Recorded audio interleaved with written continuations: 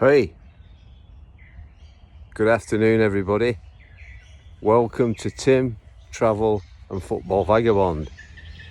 I'm here again today to talk about the English Premier League, and really interesting the fact the first session or week of games is over, and what have we all learned from that? What's our take on some of the teams that have played, and teams that have done well, teams that have not done so well. So tonight, or this afternoon, I want to talk about first of all Liverpool and Ipswich, okay, and why the cricket hat. Well, it's getting hot, even though we're still technically in winter. Spring and summer feels as though it's on its way, so hence the reason for the cricket hat and the sunscreen. Okay, so back to the football, and what do I think about Liverpool and Ipswich? I thought for the first half, Ipswich did very, very well. In fact, very impressed with Ipswich, and thought, they worked well. I thought the boy Greaves at the back did well, and I think it's, I can't remember, I think it's related to Roy Greaves. Well, I've actually played myself, I played against Roy Greaves. But that's back in the day, and that's not what we're talking about. We're talking about current, what's happening right at the moment. So for half of the game, Ipswich looked as though they could maybe get a result, if not a win. I don't think they were ever looking likely to win the game, but they could have probably sneaked a draw. But in the second half, I think the class of Liverpool stood out, really, really strong going forward, and the likes of Salah looked really sharp. And again, this is the difference, you've got to put the ball in the back of the net. And we spoke to the other day about how good, for me, the best finisher in the world is Haaland at Manchester City, in the toughest league in the world. And so, but Salah's up there as well. He can score goals, and so thoroughly deserved for me Liverpool's victory. Will Liverpool win the title? I don't think they will. I think it's a year that the coach is going to learn a lot. He's going to learn about the Liverpool players and the players about him. He's going to find his right combinations, which player works well with that player, how is he going to set in his team up going forward, how is he going to defend.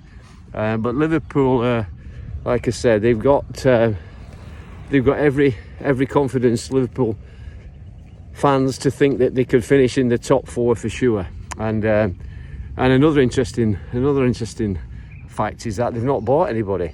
And again, you think to yourself, well, you don't have to keep buying players. The more players you have, the bigger the squad, the harder it is to work things out.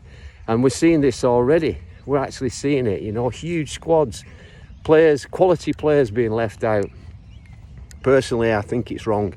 I think there's got to be a better way to distribute this talent. As I said before, why do players want to just sit on the bench anyway?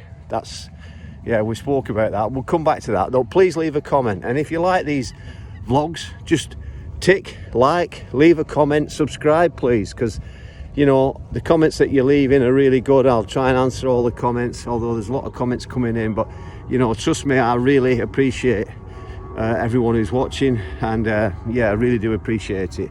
Family, friends, fans, fantastic. Love it. Okay, so the next one I'm going to talk about, the next game is Spurs.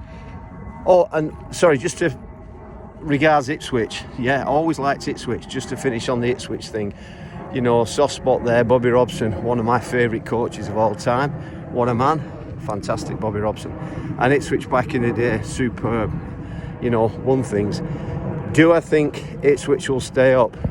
I think they have a chance to stay up, but I think it'll be a battle all year. I think they're going to need some breaks on their side, but they look as though they've got collectively a group of players willing to work for one another. There's a good energy about the team, but can they score the goals, and can they win enough games that possibly they'll be near the bottom, unfortunately. but they may avoid relegation for me. Okay, and the last game we're going to talk about is going to be the Spurs v Leicester. How can Spurs have not won that game in the first 30-35 minutes is beyond me. But again, open to comments. I think if you, again, Spurs have bought a lot of players in. Solanke, top player. Is he a Harry Kane for me? No. Could he become a Harry Kane? Well, the jury's out on that one. But he could have had 3 goals, and so that's a question mark. Got to give him time to settle in, and let's see what happens. I want to talk about coaches in another episode. I want to talk about the actual ability of the coach to motivate players. But for me, I actually think just bringing 4 players off and putting 4 players on is not necessarily the way to go. This is your first game of the season. You should give, for me, my opinion, you've all got your own opinions. I think you should give the team that you started with the opportunity and the chance to play the game out. If there's an injury, obviously, you're going to have to change a player. But give these players, I mean, Maddison, some players just don't like to be brought off. You know, I played the game a long time myself, and if I got took off, I wanted to know why. I really did. Players don't like it. You're not going to build confidence. Some players like Maddison, for example, again, he is a confidence player. You keep taking him off, you're going to lose. He'll never get his rhythm. Some players need to find a rhythm. They need to play games. So we'll see what happens on that side of things. Do I think Spurs will win the league? Not a chance. I think Spurs will do very, very well to win a trophy, even though, you know, they're talking, oh, we'll win a trophy, and yeah, it's a long time since that's happened, so I'm not sure if that will happen. So let's talk about Leicester. Now, Leicester, I have a soft spot for Leicester, and I hope they can stay in the league. But looking at that, how they struggled to defend, it was really, really poor. And they're at home. The amount of chances that they gave up, opportunities for the opposition to score, it wasn't good. That's not good at all. And you know, they've got a problem. They've got a problem already. So I would say that if you're relying on somebody like Jamie Vardy, and I like Vardy, he's been a top player, and he can score goals, and he has scored goals, so he's got proven ability to score goals. But you're relying on a 37, 38-year-old to be your main threat, or one of the main threats. It's not going to work. How can a team come up from the Championship and be so underprepared that you've got a 37, 38-year-old player as one of your main weapons to score goals? I think that's really poor. If Vardy, and I hope it proves me wrong, I hope he goes on and plays 30 plus games. I think he'll struggle myself. I think he'll struggle to play between 15 to 20 games.